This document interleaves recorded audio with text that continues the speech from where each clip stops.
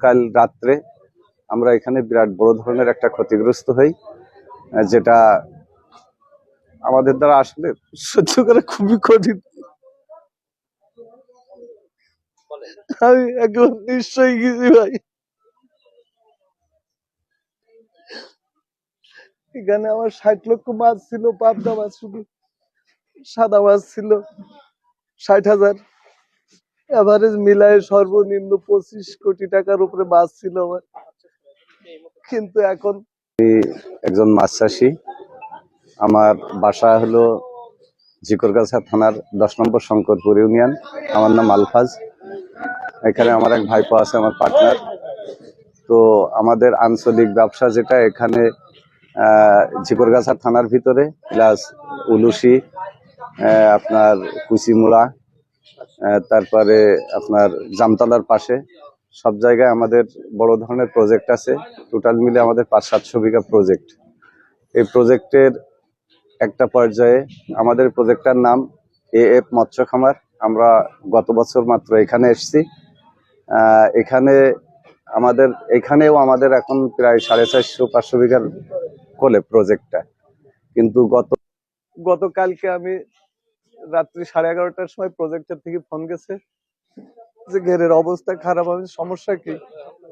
কালকে আবার বৃষ্টি হয়েছিল সন্ধ্যার আগে, এটা আমার জানা ছিল না, যে কারণে সন্ধ্যার আগে যে বৃষ্টি হয়েছে পরপরই পানি হিট হয়েছে, এবং পরবর্তীতে বিদ্যুৎ ব্যবস্থা এখানে যথেষ্ট পরিমাণ না থাকায় যখনই কারেন্ট চলে গেছে তখন আমার মেশিনগুলো সব অফ হয়ে গেছে।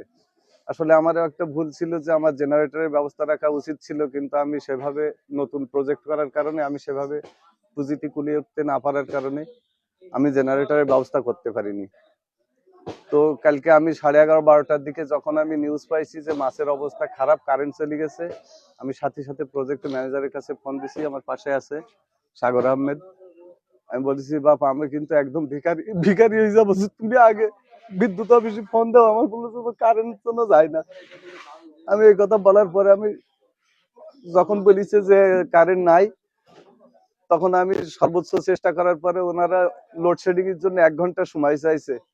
আমি বললাম যে ভাই, তুমি আগে একটা কথা বলো যে কোনো কারণে যেন আমাদের বিদ্যুৎ ওখানে বন্ধ না করে, অন্য কোনো সাইট অফ করে দিয়ে হলেও আমাদের প্রজেক্টটা বাঁচাক।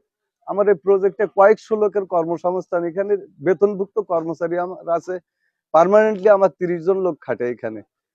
তাদেরকে আমার মিনিমাম 15,000 আপনারা জেনে দেখতে পারেন, এখানে প্রত্যেকের বেতন আছে। এর সাথে অনেকের কর্মসংস্থান জড়িত। কিন্তু আমার রাত্রি 1টার দিকে না, জাস্ট 1টার দিকে কারেন্টটা আর আমি না আসার কারণে তখন মাছ মারা শুরু করেছে। আমি তখন মাত্র 20 থেকে 25 মিনিটে আমি যখন বলছে মাছ কাইতে হয়েছে, তো বোঝে না, এরা অত গুরুত্ব দিতেছে। আমি বলো পাগল হয়ে যাবো, আমার সব শেষ হয়ে যাবে। আমি 18-20 মিনিটে আমি নাইরাত থেকে এই জায়গায় এসে পৌঁছাইছি।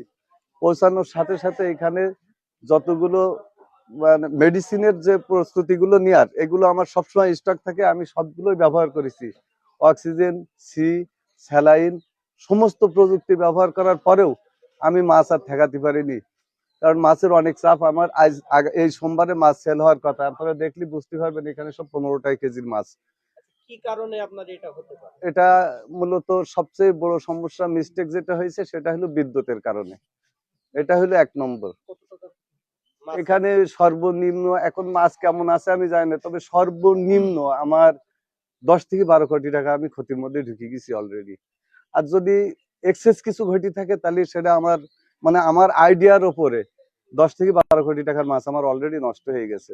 কারণ মাছটা তো এখন টোটালে এখানে 18-20 কোটি টাকার মাছ মিনিমাম হবে। এটা যারা মাছের ব্যবসা করে তারা জানে যে এখানে আমার কি পরিমাণ আছে। এখানে আছে সাদা মাছ সব আইটেমের, রুই, মৃগেল, সিলভার ব্রিগেড, কাতলা।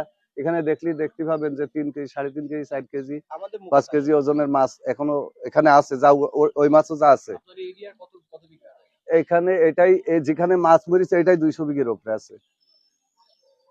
যেটা আমার নাম হলো মোহাম্মদ আলফাজুল হক, আর আমার বাসা 10 নম্বর ঝিকরগাছা।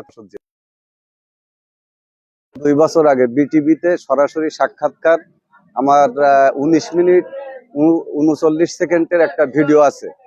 যেটা দেখলে বুঝতে পারবে এই ভিডিও বিগত সময়টি তত্ত্বাবধায়ক সরকারের আমলে ডক্টর ইউনূস সহ এই ভিডিওটাও আমার দেখে যে আমি একজন সফল ব্যবসায়ী হিসাবে এবং আমি পুরস্কার প্রাপ্ত, এবং সেই ভিডিও এখনো বিটিভিতে দেখলে আমার মোবাইলেও আছে, আপনারা দেখতে পারেন।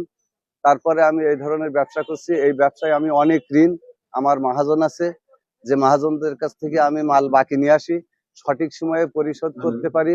আমার লেনদেন সঠিক থাকার কারণে আমি এই ব্যবসায় আজ এই পর্যন্ত আসছি, কিন্তু আসলে আমি এত টাকার মালিক না, যেটা আমার ব্যবসায়িক কারণে। এখন আমি চাচ্ছি প্রধানমন্ত্রীর কাছে আমার আকুল আবেদন যে বর্তমান সময়ে তিনি যে নতুন উদ্যোক্তাদের প্রতি কোনো যে সহযোগিতাগুলো করছে, আমি মনে করি যশোর জেলায় হাতে গোনা 2-5টা বড় মাপের ব্যবসায়ী খুঁজলে তার মধ্যে আমরা বাদ পড়বো না। আপনারা ইন টোটালি দেখতে পারেন আমার 600-700 বিঘা প্রজেক্ট আছে, যে প্রজেক্টগুলোর ভিতরে আমি আজ একদম নিঃস্ব হয়ে গেছি, যেটা আমার দ্বারা সামনে ব্যবসা করা হয়তো আর খুবই কষ্টকর হয়ে উঠবে। এখন সেই হিসাবে যদি আমি মন্ত্রী জনাব তারমানের কাছে আমার এক আকুল আবেদন, আমার এই বিষয়টা যেন আমাদের এই প্রজেক্টটাকে আমাদের